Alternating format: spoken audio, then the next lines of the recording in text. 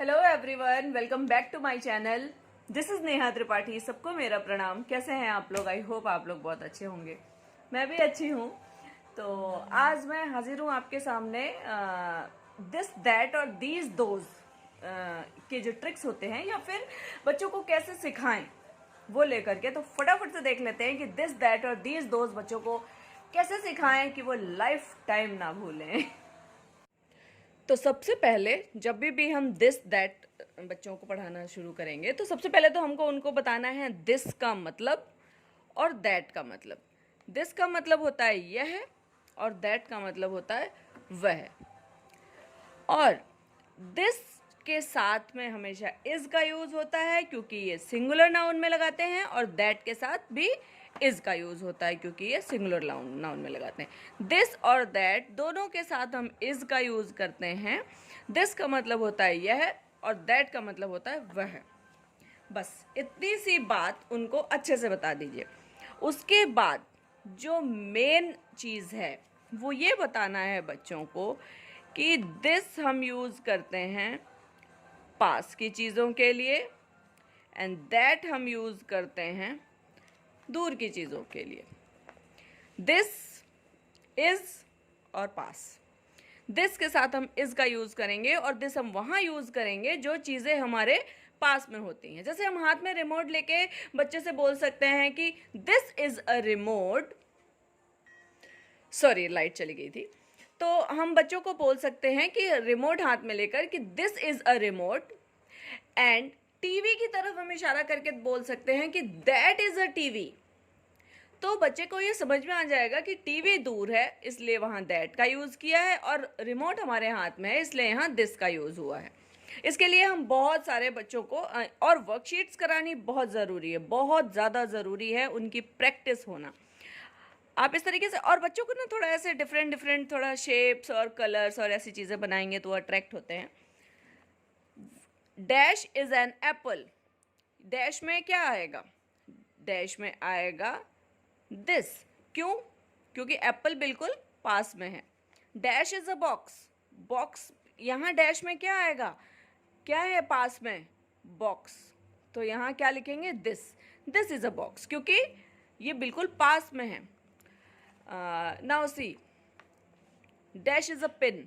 अब पिन इतनी दूर है तो यहाँ पे क्या आएगा? That. Dash is an ice cream. An यहाँ पे लगाना बहुत ज़रूरी है क्योंकि ये वॉवल से स्टार्ट है तो यहाँ आर्टिकल एन लगेगा। और डैश इज एन आइसक्रीम तो यहाँ क्या लगेगा? दैट लगेगा। क्यों? क्योंकि ये दूर है। यह एक सेब है, यह एक बॉक्स है, इसलिए this is an apple, this is a box. वह एक पिन है, वो दूर है, और वह एक आइसक्रीम है, वो भी दूर है। तो जो पास की चीज़ें होती हैं दिस, दूर की चीज़ों में दैट। उसके बाद एक ये मिक्स सेंटेंसेस की आप वर्कशीट बनाइए। Dash is a pin, dash is a flower. ये पास में है दिस, ये दूर है दैट। इस तरीके से वो प्रैक्टिस करेंगे ना तो उन्हें बहुत अच्छा लगेगा और वो जल्दी जल्दी सीखेंगे भी। क्योंकि और जैसे आप थोड़ा डेकोरेटिव वे में बच्चों को कोई भी काम कराएं, अट्रैक्टिव तरीके से सिखाएं तो उनको ज़्यादा मज़ा आता है। अच्छा, ठीक इसी तरीके से अब हम दिस और दोज समझेंगे। जैसे दिस का मतलब यह था, बिल्कुल उसी तरीके से आप समझ लीजिए दीज मीन्स ये और दोज मीन्स वो या वे। दीज मीन्स ये, दोज मीन्स वे या वो। ये प्लूरल नाउन के साथ यूज होते हैं जहाँ पे दो या दो से अधिक चीज़ें होती हैं, वहाँ पे हम दीज का यूज करते हैं और वहाँ पे हम दोज का यूज करते हैं। ये जो सिंगुलर और प्लूरल है ना, ये बताना बहुत ज़्यादा ज़रूरी है, बच्चे बहुत जल्दी सीखेंगे। इसके साथ क्या है, क्योंकि ये प्लूरल के साथ यूज होता है इसलिए हम इसके साथ आर लगाते हैं, दीज के साथ भी और दोज के साथ भी। और इनके साथ भी सेम वही फॉर्मूला होता है कि जो चीज़ें पास में हैं, like dash are candies, dash में क्या आएगा? दीज। क्यों? क्योंकि कैंडीज बिल्कुल पास में हैं। Dash are teddy bears, teddy bears बिल्कुल पास में है इसलिए दीज। अब यहाँ पे dash are caps, dash are bats, यहाँ पे क्या आएगा, दोज आएगा, क्योंकि कैप्स दूर हैं, यहाँ पे आएगा दोज, क्योंकि बैट्स दूर हैं। फिर उनको जब ये अच्छे से प्रैक्टिस हो जाए, फिर उनको मिक्स सेंटेंसेस दीजिए जिसमें दोनों टाइप के दीजिए sentences. Dash are balls, dash are umbrellas. अब ये पास में है, अब बच्चे सोचेंगे कि यहाँ पे क्या लिखना है, और चूंकि उन्होंने प्रैक्टिस की है इसलिए वो फटाफट से लिख सकते हैं। और यहाँ पे अम्ब्रेलाज दूर हैं, यहाँ पे दोज आएगा, तो ये थोड़ा कंफ्यूज हो के ना फटाफट से करेंगे। Dash are cups, dash are fish, these are cups, those are fishes. इस तरीके से बच्चों को हमें सिखाना है ताकि वो जल्दी जल्दी से सीख सकें। इस तरीके से जब हम बच्चों को वर्कशीट्स करा करा के सिखाते हैं तो वो जल्दी सीखते हैं। और this, that, these, those, singular singular, plural plural ऐसे करके आप उन्हें सिखाइए।